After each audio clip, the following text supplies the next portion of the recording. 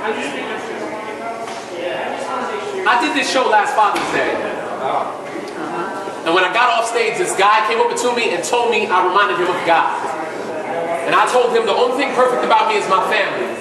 30 fingers and 30 toes, all God-like, and my daughter speak to me in a voice I imagine God to sound like. Speaking to me of a future like the kind I dream of living.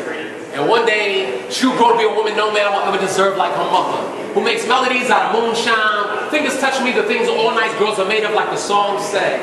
And our son will someday grow to be something more amazing than we ever imagined. Like a mustard seed moving mountains like a grain of sand. Together, they will conquer the world. And all I could say was, I was witness to it. And I couldn't be more clever.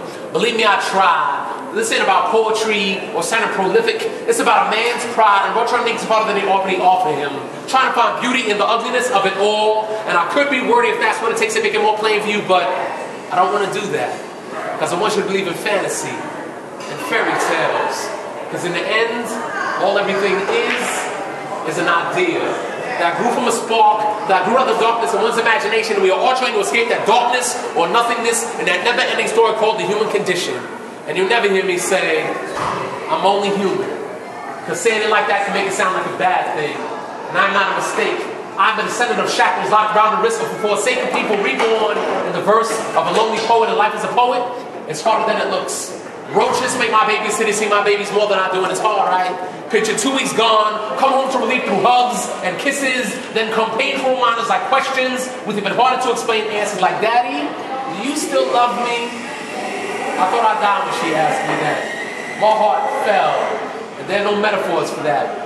So I try and keep composure and explain to her everything she needs to hear, to let her know her daddy will always be here, in tears form under eyelashes, pregnant with guilt.